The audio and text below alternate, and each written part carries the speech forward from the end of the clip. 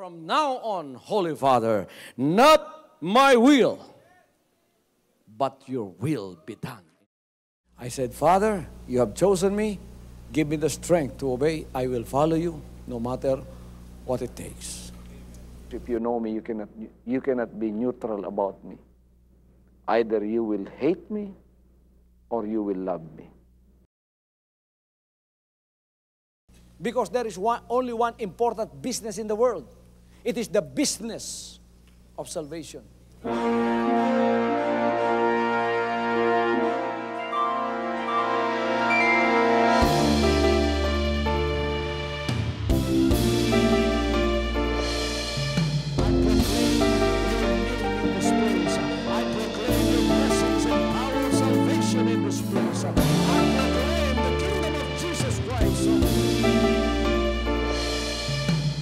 As I am concerned, and as far as the work of God is concerned, we have reached the end. Last September 13, 2003. When you find God, you find His love. Because God is love. Ganon ang pag-ibig ng Panginoon. Walang katapusan na yan ay bumabalik-balik sa atin. If you want to receive, you have to give. Receive it by faith and say, Lord, I will touch up. Because the game plan of God was to save us from seeing through the power of love. He has completed His salvation works in the Spirit. After April 13, the door is open for everyone to come. The salvation works of the Father is now completed in me. Salvation is here.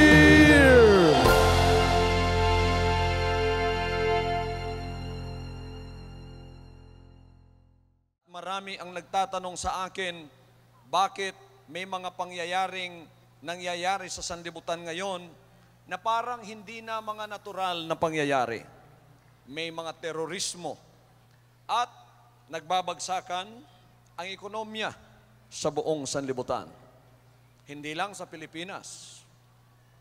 Di nakita ninyo, natutupad na ang sinabi ng Revelation na pagka dumating ang panahon, ang isang tinapay, kahit lahat ng milyon mo ilalabas mo, wala nang kwenta yon sapagkat ang pagkain ang hahanapin ng tao. Ito ang nakakagaling, sapagkat tayong mga anak ng Diyos sa Pilipinas, maganda po ang ginagawa ng Diyos sapagkat hindi tayo kinalimutan ng Panginoon at nagbibigay siya ng spiritual revolution sa atin. Ano po sa tanong ng mga napakarami na nagtatanong sa akin sa power line, at eto yung isang katanungan, bakit lumalala ang sitwasyon ng kapanahunan ngayong huling araw, hindi lang sa Pilipinas, kundi sa buong sanlibutan. Ito po mga kapatid, ay parte sa sinabi na ng Panginoon sa huling araw. Darating ang araw ng Panginoon. Ang lahat ay magsabing araw ng Panginoon. Ano yung araw ng Panginoon na yon? Kasi sa 2,000 taon, puro araw ng tao yan. Sa ating lahat yon. Kaya ano man ang gawin natin, ang Diyos ay parang wala doon at hindi nakikialam. Pero nakatuon lang ang kanyang pansin sa atin. Alalahanin ninyo, sinabi po niya yan noong mga panahon na yon, as it was in the days of Noah, so shall it also be in the coming of the days of the Son of Man. Parehong-pareho ang parallel sa panahon ni Noah sa ating mga kapanahunan ngayon. Ano po ang nakita ng Panginoon noong mga panahon ni Noah na mula sa kalangitan ay nagpadala ang Panginoon ng edict at sinabi, natatapusin ko na ang mga kapanahunan ng tao na naibigay ko sa Kanya. Ano po yun mga kaibigan at mga kapatid? At nangyari nang magpasimula na dumami ang mga tao sa balat ng lupa at mangagkaanak ng mga babae, na nakita ng mga anak ng Diyos na magaganda ang mga anak na babae ng mga tao.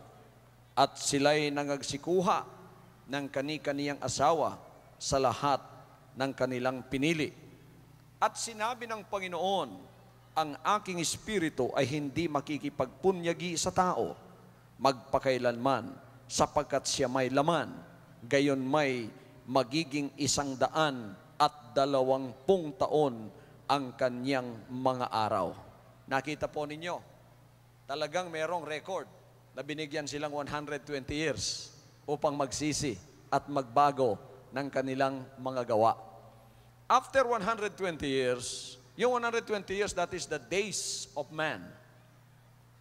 After 120 years, that is the day of the Lord na tinatawag, araw ng Panginoon. Verse 5, at nakita ng Panginoon na mabigat ang kasamaan ng tao sa lupa at ang buong haka ng mga pag-iisip ng kanyang puso ay pawang masama lamang na parati. At nagsisi ang Panginoon na kanyang nilalang ang tao sa lupa at nalumbay sa kanyang puso.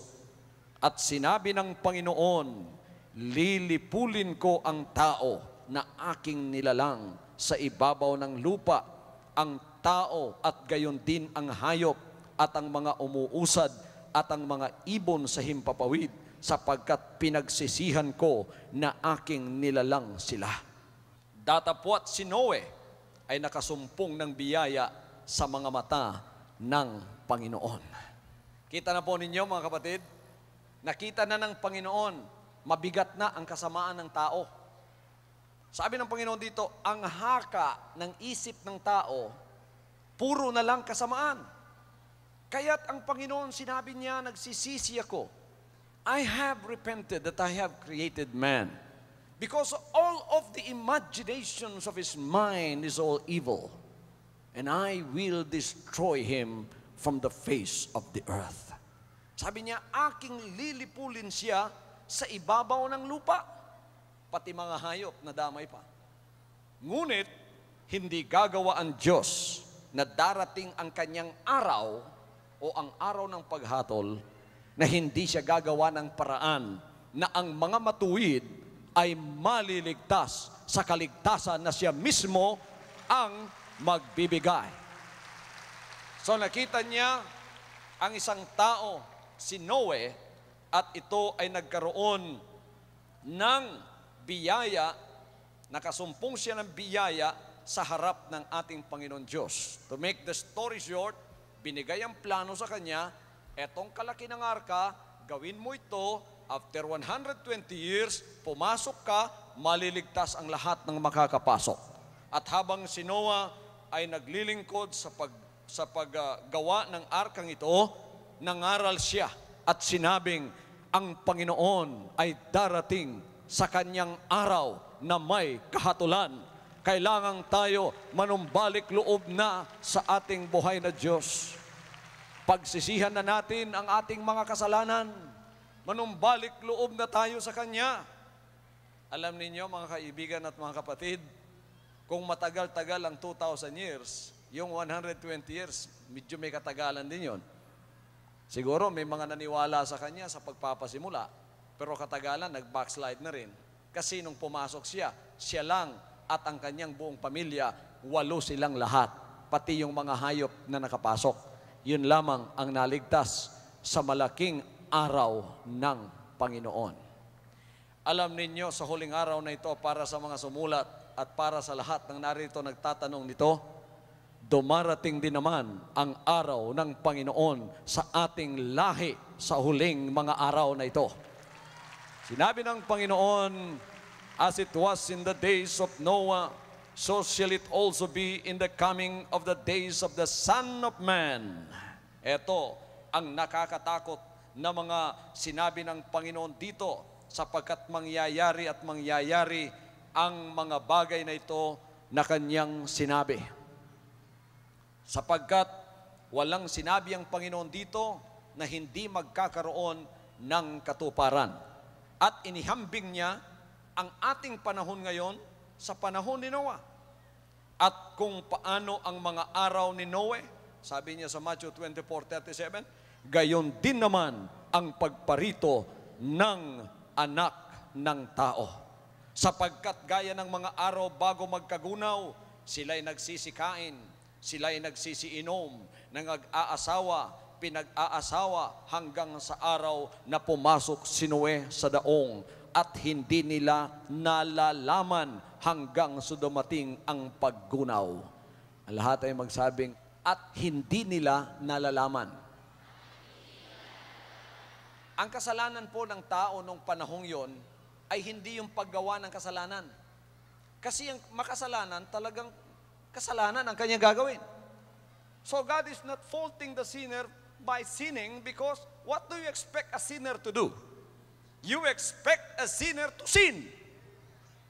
But the sin of Noah's generation is that Noah entered into the ark and they knew it not. Hindi nila alam.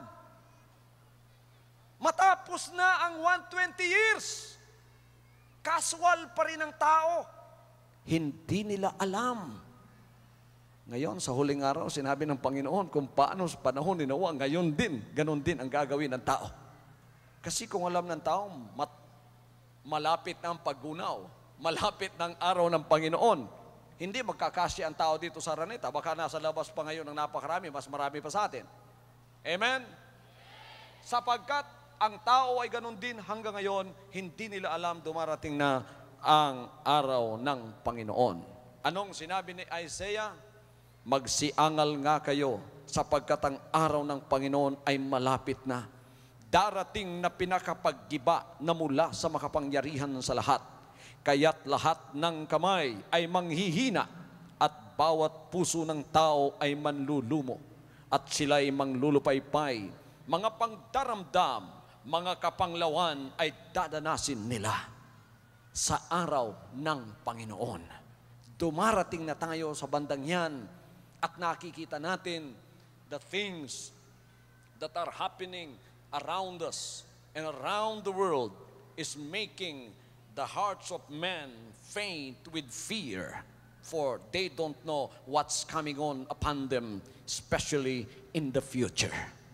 But we children of God are blessed because we know who holds our future.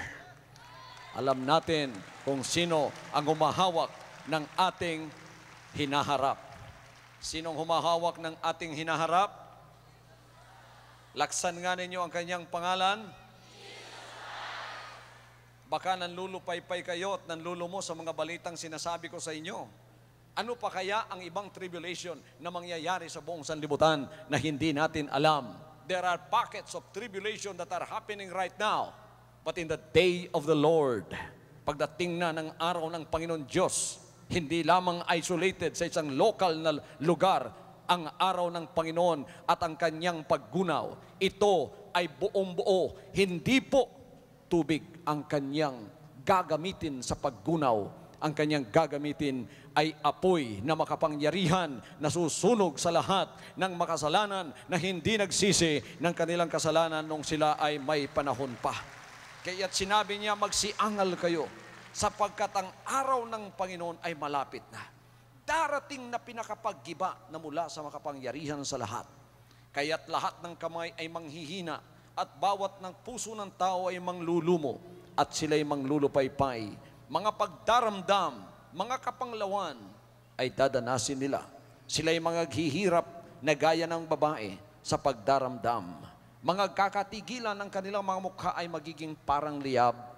Narito ang kaarawan ng Panginoon ay dumarating. Mabagsik na may puot at mabangis na galit upang gawin kagibaan ang lupa at upang lipulin mula roon ang mga makasalanan niyaon. Sapagkat ang mga bituin ng langit at ang mga gayak niyaon hindi magbibigay ng kanilang liwanag. Ang araw ay magdidilim sa kanyang pagsikat at hindi pasisilangin ng buwan ang kanyang liwanag. At aking parurusahan ang sanlibutan dahil sa kanilang kasamaan at ang mga masama dahil sa kanilang kabalakyutan. At aking patitigilin ang kahambugan ng palalo at aking ibababa ang kapalaluan ng kakilakilabot. Ito ang araw ng Panginoon, dumarating na sa sanlibutan. Para sa makasalanan, ito ay masamang balita sapagkat may bagsik, may galit, may puot. Ngunit para sa mga anak ng Diyos, when you see these things come to pass, look up and lift up your heads, for your redemption draweth nigh. Nung malapit na dumating na matapos ang 120 years, para sa mga makasalanan, natatakot si Noah para sa kanila. Ngunit para sa kanila na mga membro ng kanyang pamilya, merong excitement ang kanilang mga puso sapagkat alam nila na ang kapangyarihan ito ng Diyos ay ang kapangyarihan naman upang hindi sila magiba, kundi ito'y kapangyarihan na sila'y mangaligtas. Para sa ating mga anak ng Panginoon, meron ba tayong kinatatakutan? Wala. Alam niyo kung bakit? Sapagkat ang Panginoon ay kakampi natin. Hallelujah! Hallelujah! Nakakatakot ang araw ng Panginoon na dumarating sa sanlibutan ito, pero tayo walang takot sa ating mga puso sapagkat sinabi ng banal na kasulatan, kung ang Diyos ay kakampi natin, sino ang laban sa atin? If God be for us, who can be against us? What shall we say then to these things? If God be for us, who will be against us? Amen? Ano yung mga bagay na yon? Kapighatian, kahapisan, pag-uusig, kagutom, kahubaran, panganib, tabak. Ano masasabi ko sa mga bagay na ito? Ito ba ang makapagpapahiwalay sa atin sa kalooban ng Diyos? Hindi. Sasabihin ko kasama ni Pablo at kasama ninyong lahat, covenant partners at covenant members, mga anak ng Diyos na nagpupuri sa loob ng kaharian niya sa huling araw na ito. Anong masasabi natin? Kung ang Diyos kakampi natin, sino ang kalaban natin? Sino ang lalaban sa atin? Hallelujah! At kasama ko rin naman si Haring David sa pagsasabi ng ganun din naman. Ano naman ang sinabi ng haring ito na pinakamamahal ng ating buhay na Diyos nung kanyang kapanahunan? Anong sinabi niya? Pakinggan natin kung ano ang sinabi niya. Ang Panginoon ay kakampi ko, hindi ako matatakot. Let's confess that together. English muna. The Lord is on my side. Hindi ko kayo naririnig. Parang yung tenga ko, hindi masyadong maganda ngayong gabi. Mahina yata yung boses niyo, o kaya yung tenga ko ang mahina. I-confess natin yon. The Lord is on my side. I will not fear. Sa Tagalog, ang Panginoon ay kakampi ko. Hindi ako matatakot. Ulitin natin, ang Panginoon ay kakampi ko. Hindi ako matatakot.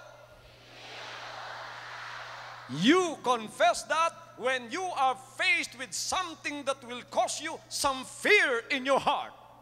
When you are in dire need, when you are facing danger, when you are facing natural calamities, and you feel like you're dying, when you happen to be in a boat and it is sinking, what will you say? The Lord is on my side. I will not fear. Woo! Hallelujah! The Lord said, no weapon that is formed against thee shall prosper, and any tongue that shall rise against thee in judgment thou shalt condemn. This is the heritage of the servants of the Lord, saith the Lord.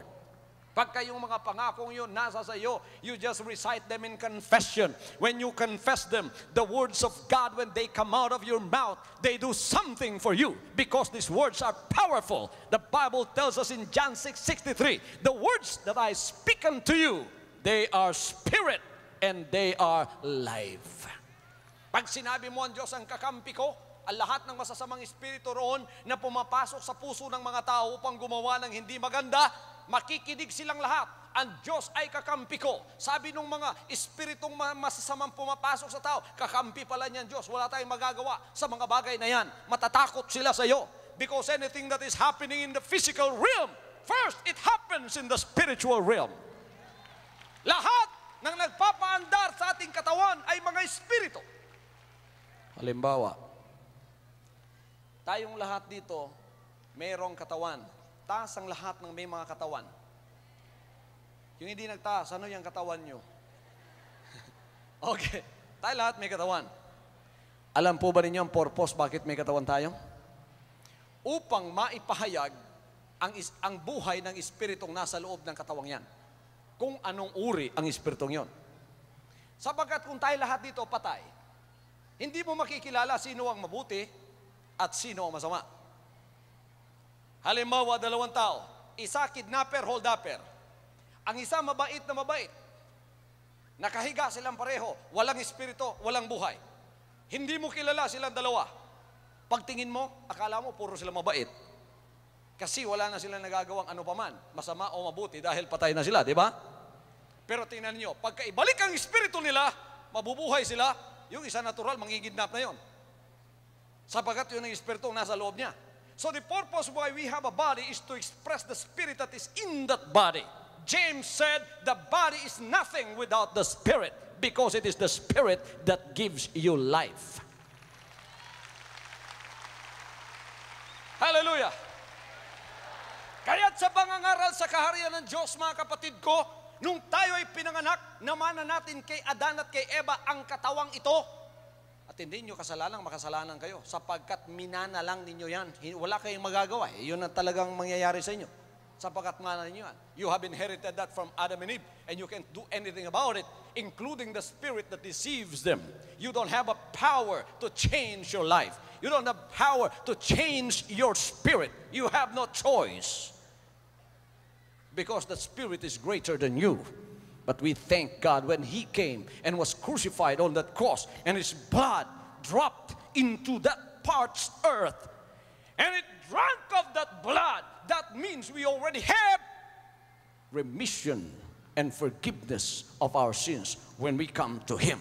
Maaari na tayong kalagan sa espiritong yun, lalo na sa pagsisisi at sinabi natin, not my will from now on, but thy will be done, O Lord. Isinusuko ko na po ang lumang espiritu ito.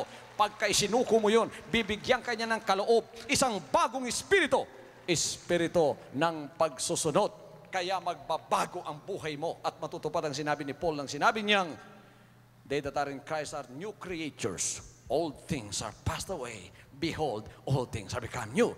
Yung mga kapatid mo, yung mga kapitbahay mo, magtataka sila, naku, nagbago yan? Malalasig yan noon. Mambababae noon yan. Noon yan talagang mamamatay tao yan. Bakit ngayon? Biblia na yun dala niya. At praise the Lord na, imbes na mga pagmumura ang lumilitaw at lumalabas sa bibig niya. Bakit? Hindi nagbago yung katawan, ang espiritu ang nagpalitan. Isang bagong espiritu mula sa Panginoon, pinasok sa katawan mo, at ikaw ngayon ay nagpapa-express na ng buhay ng espiritong yan, at buhay ng Panginoon ang nakikita na sa iyo. Kaya ang Diyos ay kakampi mo na. Hallelujah! Huwag kayong mag-alala pagkakakampi ninyo ang Diyos. Huwag kayong mag-alala at huwag kayong matakot sa karukhaan pagkakakampi ninyo ang Diyos. Amen! Tingnan niyo si Elijah. Kakampi ba ni Elijah ang Diyos? Si Elias na propeta ng Diyos. Kakampi ba niya ang Diyos? Nag-alala ba si Elijah sa kanyang karukhaan o sa kanyang pangangailangan? Hindi siya nag-alala, mga kapatid. He did not worry about what he shall eat and what he shall drink and what he shall put on when he was persecuted by Jezebel the prophetess, the wife of Ahab. Nung siya ay nusig, tumakbo siya doon sa isang kuweba at pinalibutan siya, hindi siya makalabas, hindi siya makakain. Sabi ng rainang ito, gugutumin kita, hindi ka makakalabas, mamamatay ka rin. Para kang daga na walang makakain, lalabas ka rin dyan at papatayin ka namin. Ngunit anong ginawa ng Diyos na makapangyarihang kakampi ni Elias na propeta? Inutusan ang mga ibon. Sabi niya sa mga ibon, ang inutusan pa niya, hindi mga kalapati, hindi mga loro, yung mga pangit, mga uwak. Tinipon niya mga uwak, sabi niya, mga uwak, meron akong misyon ipagagawa sa inyo. Magluto kayo ng barbecue, mainit-init pa, magliparan kayo at pumasok kayo sa kuweba, bigyan ninyo ng pagkain si Elias na aking propeta. Yung uwak sa umaga, nagliliparan yan mga kapatid, natural lang. Pero kakaiba ang mga uwak na ito dahil may mga barbecue dala-dala. Nagsisidive pagdating doon. Pinakain si Elijah. Sinabi ng Panginoon sa kanya, kumain ka Elijah, marami pa ipagagawa ko sa iyo. Kaya pagka nakay ng Diyos, kakampi niya kayo. Pagka nawalan kayo ng pagkain, huwag kayong mag-alala. Pagka bumaha, lumabas kayo sa pinto nyo dahil yung mga pispan ng mga kapitbahay nyo, ang lahat ng tilapia, ang lahat ng bangus, papunta sa pintuan nyo. Hallelujah! Hallelujah! Makapag-uutos ang Diyos dahil makapangyarihan siya. Siguruhin mo lang na siya ay kakampi mo at walang mangyayaring anumang kasamaan sa buhay mo. Meron akong i-report sa inyo. Hindi to magandang gabi bayan pero parang gano'n na rin. Meron 3 inakusahan sila. At ang sentensya, papatayin talaga sila. Sapagkat sa kanilang pananampalataya, masahol pa sa ginagawa sa Saudi. Inakusahan tong 3 at hindi binigyan chance. Unfair pa ang trials. Tapos inalis lahat ang kanilang mga posisyon, inalis lahat ang kanilang mga benefits sa buhay at ang lahat ng kanilang hanap buhay, inalis. Inakusahan, pagkatapos ibinilanggo at sinintensiyahang mamatay. Ang sakit pa ng kamatayan sa kanila. Mabuti pa sa China, isang bala ka lang. Dito sa atin, isang injection ka lang. Pero ito mga kapatid, oven. Pinainit ang oven na 7 beses at ipapasok ka ron. Si Hitler lang ang gumagawa nun nung panahon ng Second World War. Pero before pa pala kay Hitler, ay may gumagawa na nito. At na-persecute ang mga anak na ito dahil sila ay matapat sa kanilang paglilingkod sa Diyos. Tinawag sila ng hari at sinabi, mahal ko kayo, bibigyan ko kayo ng chance para sumamba sa aking Diyos-Diyosan. Pagka lumuhod kayo, kahit na hindi na kayo lumuhod, sabihin na lang ninyo, okay na, sumasamba na kami, absuelto na kayo. Ngunit sinabi ng 3, hindi kami magiging magalang sa pagsagot sa iyo, o hari, sa bagay na ito. Iligtas man kami ng aming Diyos o hindi, hindi namin sasambahin ang ribulto mo. Nagalit ang hari, ang kanyang pag-ibig sa kanila, napalitan ng galit. Sinabi ng hari, 1,000 degrees centigrade ang init ng hudno. Sabi niya, gawin ninyong 7,000 degrees. Naku yung mga nagdala sa kanila para itapon sila sa hurnong yon, siya pang unang nasunog ng apoy dahil sa init. Pinasok yung 3. Di nagtagal, sabi ng hari, buksan nga ninyong hurno, tingnan ko kung naabo na yung 3. Nung binuksan, tiningnan sa loob. Tinawag niya yung mga counselors niya at sinabi, hindi pa 3 yung tinapon natin sa loob? Oh, hari, bakit 4 yung nakikita ko? Dahil ba sa init ng apoy ito? O sa init ng hurno ito? Pahiram nga ng antihohos dyan. Pahiram nga ng salaminyo riyan. Baka nagkakamali lang itong mata ko. Tiningnang maigi. 3 ang itinapon, walang nasunog ni isa man, pati isang buhok hindi nasunog. Tiningnang maigi. 4 nga. Tawagin ko nga. Shadrach, Meshach, Abednego, buhay ba kayo? Mabuhay ka, O Hari. Ang lamig pala rito.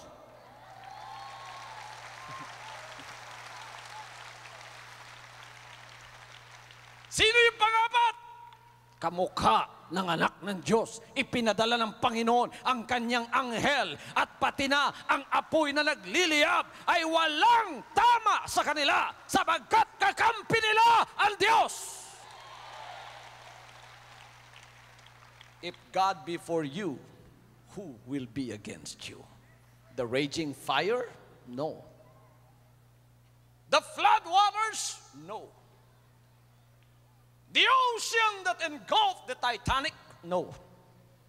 Nothing will be against you. Poverty? No. Diseases? No. If God is for me, nothing can be against me. Pagka ang Diyos kakampi mo, hindi ka matatakot. Kaya mga asawang pumunta rito dahil covenant partner kayo o televiewer kayo at hindi alam ng asawang lalaki nyo, berdugo pa naman yun. Pag-uwi ninyo, i-memorize na ninyo yung sinabi ko, ang Diyos kakampi ko, hindi ako matatakot. Ang Diyos kakampi ko, hindi ako matatakot.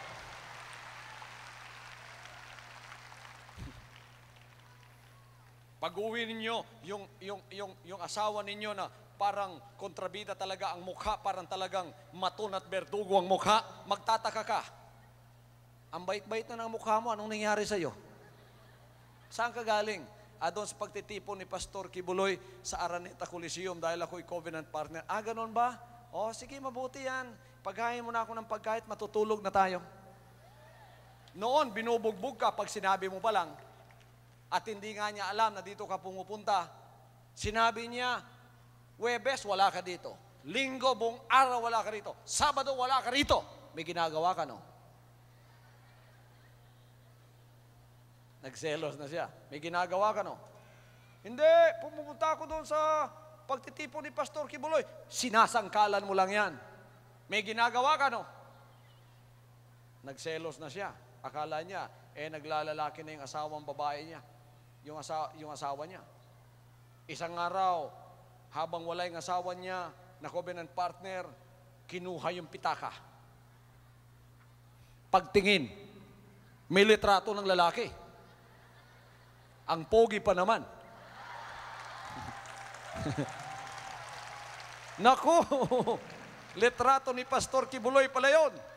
Sabi ng asawa, sabi ko na nga ba? Kinuha yung Bible. Pagbukas, meron din picture. Sabi ko na nga ba? Nako, huwag ninyong pagselosa yung mga asawa nyo. Mas maiging naririto sila. They are in a very safe hand.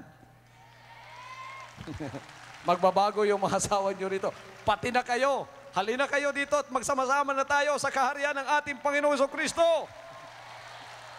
Ngayon, meron na bang mga taong kagawa sa kanyang kalooban? Narito na. Kaya, nang ako'y pinahiran na lang isa at ipinadala rito, ang ipinadala sa akin, hindi kaharian ng tao, denominasyon at relihiyon, ay pinadala niya sa akin, kaharian ng Diyos dito sa lupa, na siya ang hari. Doon sa una, kinikilala natin siya at tagapagligtas. Makakapasok ka doon sa iyong relihiyon na walang pagsisisi. Pero sa kaharian ng Diyos, dapat magsisi ka para magkaroon ka ng bagong espiritu. Ipanganak ka sa bagong espiritu para makapasok ka sa kanyang kaharian. Sapagkat dito, hindi lang man siya tagapagligtas, siya ay hari. Alam niyo yung hari? Naghahari at may batas. Saan ang batas ng Diyos? Ito. Kung ang talagang kakristyanuhan na taga John 3:3, natutupad lamang nila ito, maganda na ang pamumuhay natin. Isang verse lang, tutuparin mo. Ayos na lahat eh. Love your God with all your heart, with all your mind, with all your soul. Anong pangalawa? Love your neighbor as yourself. Look at your denomination. Are they loving their neighbor as themselves? Kahit sa loob, kayo mismo, nag-aawayan, nagpupolitikahan, di ba? So, tagapagligtas lang si Jesucristo doon, hindi pa hari.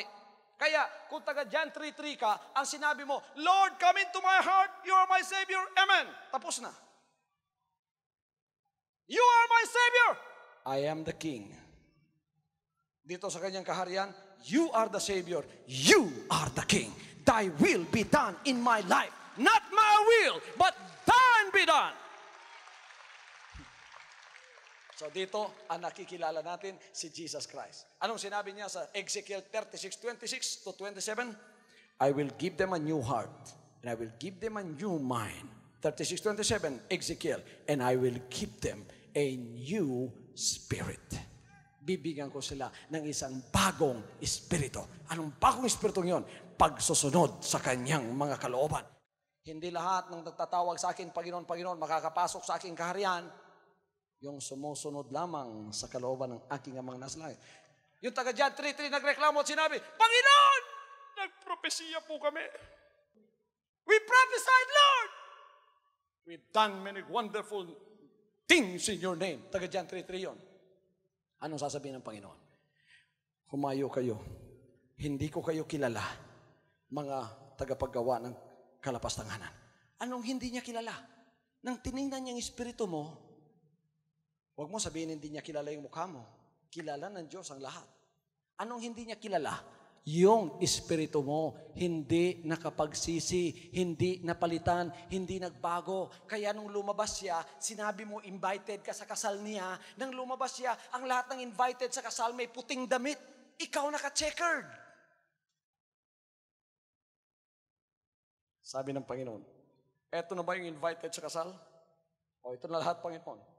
Noon, i-invite ka sa kasal, damit ang ibibigay, puti. Ngayon, inviting ka sa kasal, card ang ibibigay. Noon, damit. Nakasuot lahat, puti ang invited. Merong isa dyan, nakapasok, gate crusher, hindi invited dyan. Talian ng paa at kamay, itapon sa labas. Sino yon? Ang nakapasok sa kaharian na hindi nakapagsisi. Tinapon din at pinalabas din. Ano yung puting damit? Uniforming espiritu. Anong espiritu? Pagsusunod sa kalooban ng ating buhay na Diyos. Siya ang hari. Pagka sinabi niya, wala ka ng reklamo pa sapagkat ang kanya ang masusunod. Kaya isang araw ako nangaral, mga kapatid.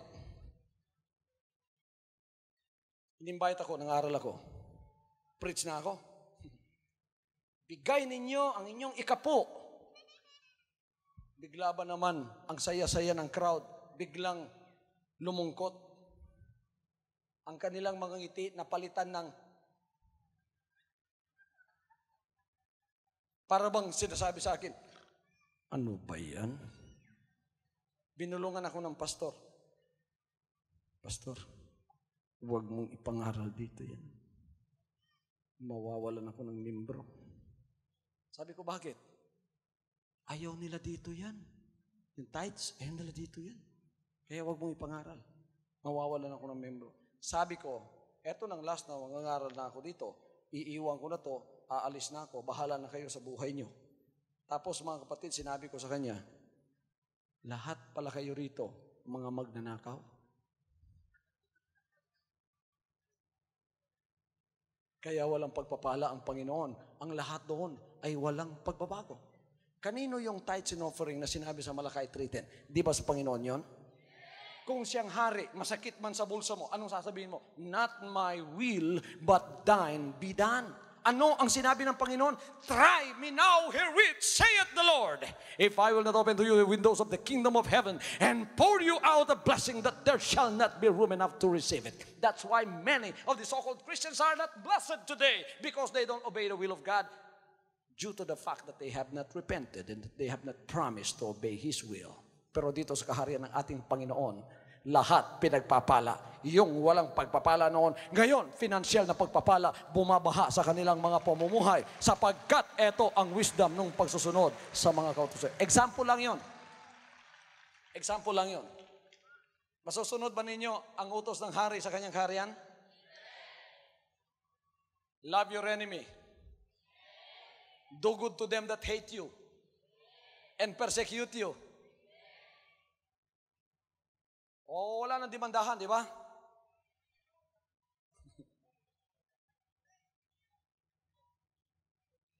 Pastor, sinunod ko po yung sampaling ka dito, ibigay mo po yung kaliwa.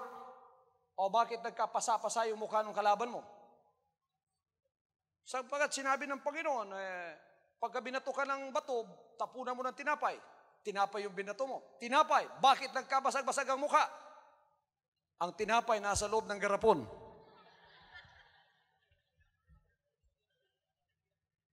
Masusunod ba natin ang utos ng ating hari? Masakit man sa loob natin, pero sasabihin natin, not my will, but thine be done, O Lord, dito sa lupa. Ngayon, dumarating ang araw ng Panginoon. Although I don't know the day, the hour, the angels don't know it, the Son don't know it, only the Father. But I can calculate together with you how far and how close the day of the Lord is. It's very, very close. The signs of the times are all over us. Matthew 24. There shall be wars and rumors of wars. Nations shall rise against nations, kingdom against kingdom, tribe against tribe.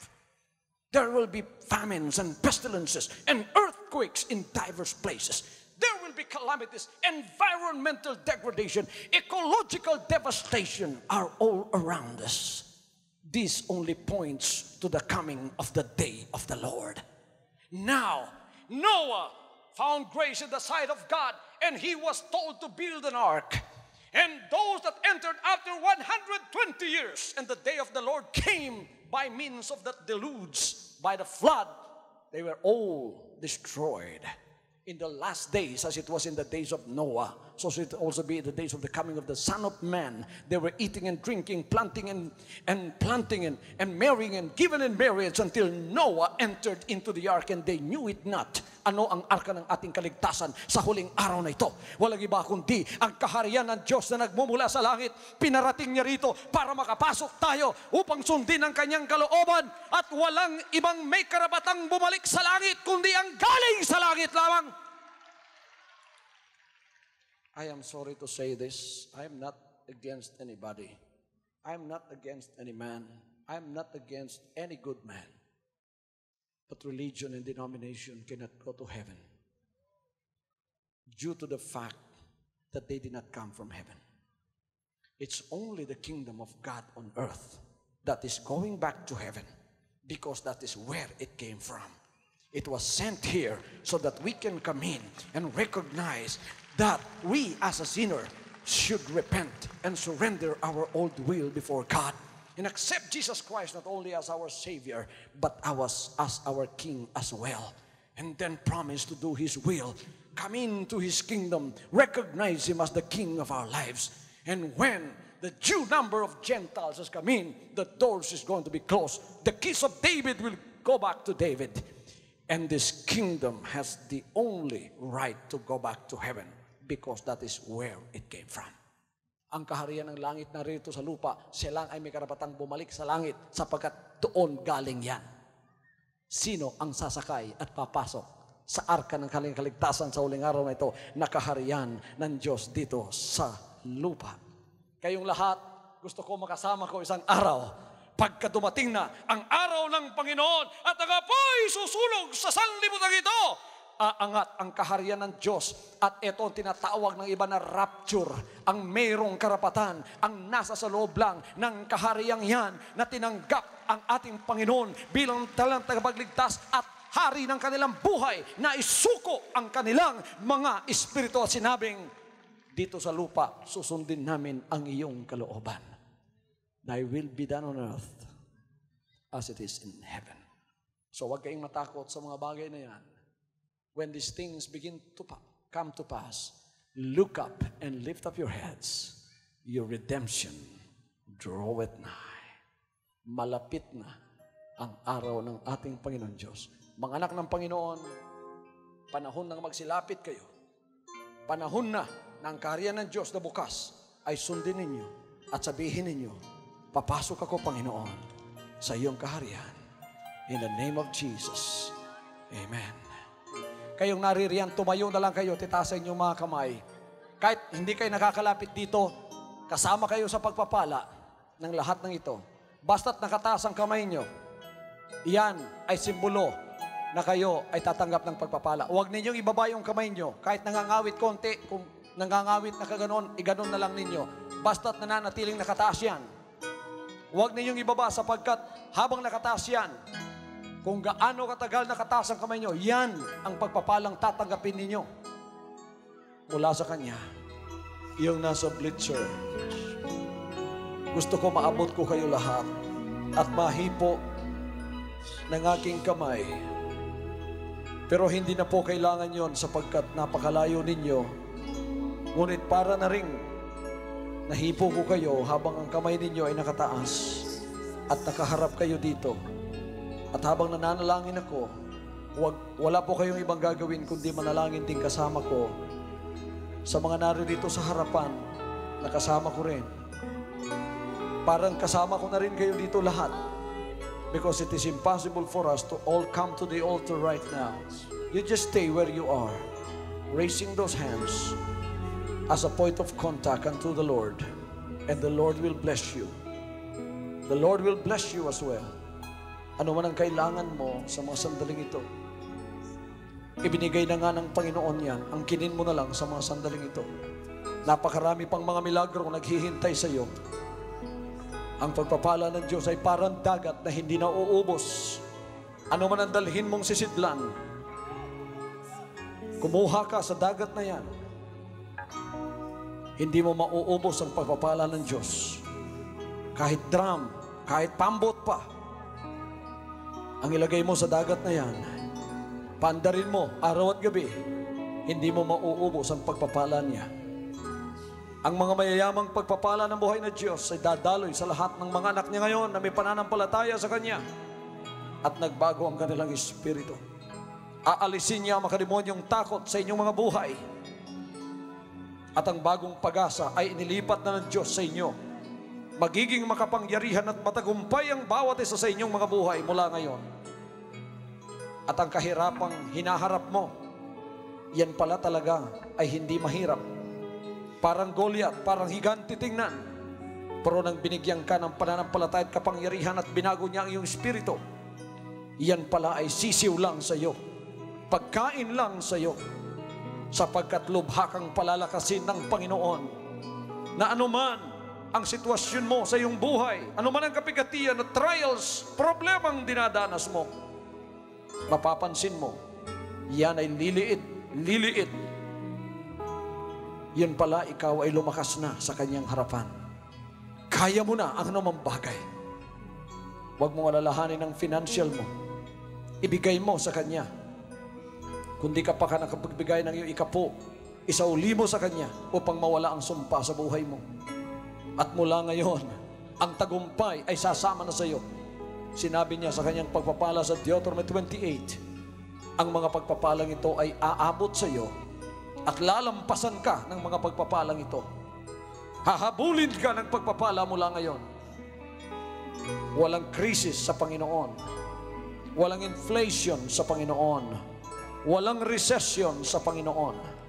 Ito ng pagkakataon na ibigay natin ang lahat sa Kanya at iasa natin sa Kanya ang bagay na hindi natin magagawa. Alisin ang pag-aalala, ang worry, alisin.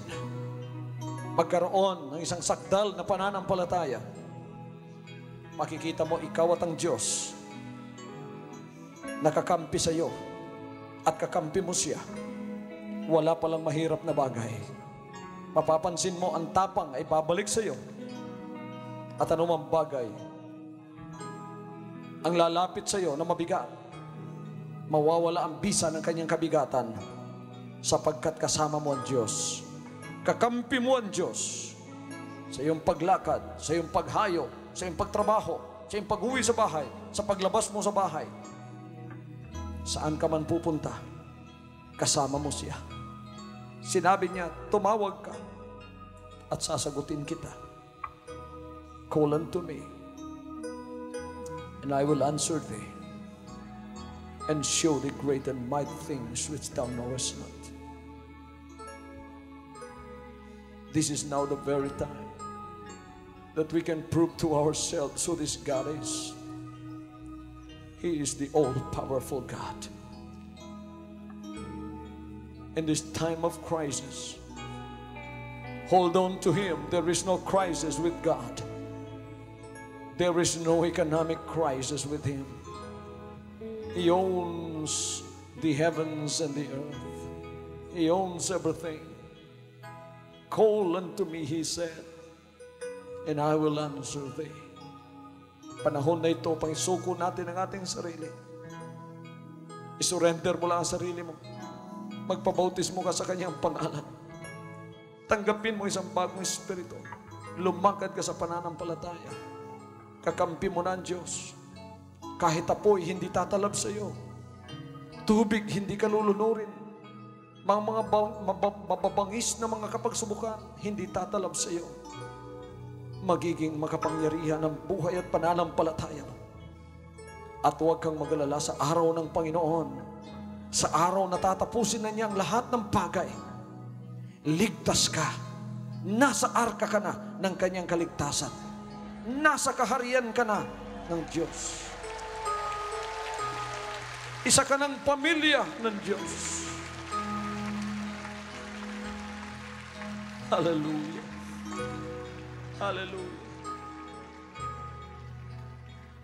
Ama, ang lahat ng mga anak ninyong naririto ngayon, kahit po sa Amerika, sinabi ninyo, anak, iwan mo lahat sa kanila ang pagpapalang inutos ko sa iyo, na makita ka lamang nila, ang kanilang mga karamdaman ay gagaling na. Gagamitin kitang point of contact sa kanilang paningin, sa kanilang pandinig. Hallelujah. Mula ngayon, ang kagalingan ang lilipat sa bahay mo. Ang mayayamang pagpapala ng Diyos na kailangan mo ay lilipat sa bahay mo. At ang kapayapaan ang siyang lilipat sa bahay mo. Magiging maayos at mapayapa ang mga anak mo, ang buong pamamahay mo. At higit diyan, palagi kayong bibisitahin ng Panginoon sapagkat membro na kayo ng kanyang pamamahay, ng kanyang kaharian, at hindi niya kayo pababayaan sa lahat ng inyong buhay.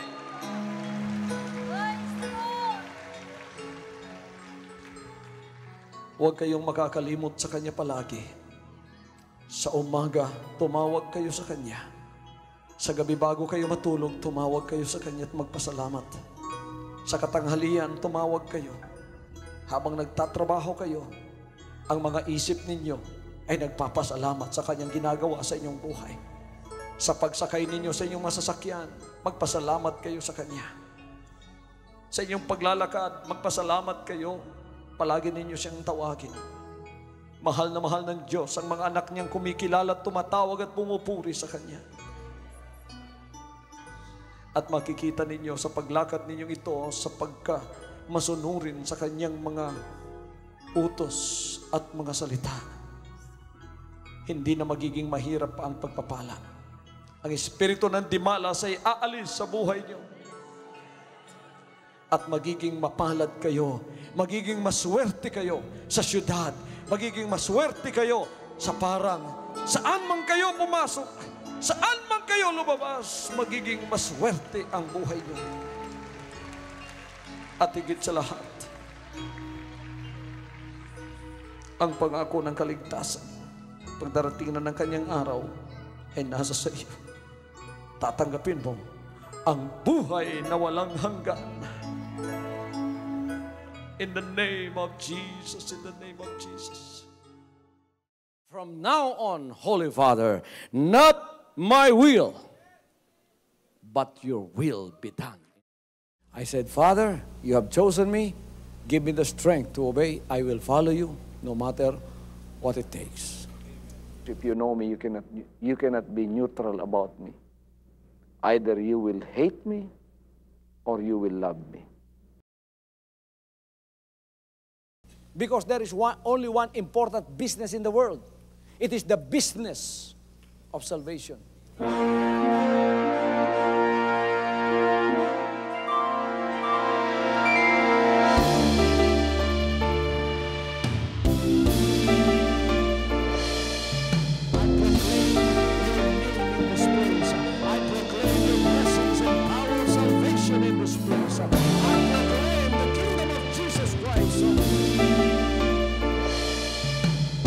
As I am concerned, and as far as the work of God is concerned, we have reached the end. Last September 13, 2003. When you find God, you find His love. Because God is love. Ganon ang pag-ibig ng Panginoon walang katapusan na yan ay bumabalik-balik sa atin. If you want to receive, you have to give. And receive it by faith and say, Lord, I will touch your power. Because the game plan of God was to save us from seeing through the power of love. He has completed. His salvation works in the Spirit. After April 13th, the door is open for everyone to come. The salvation works of the Father is now completed in me. Salvation is here.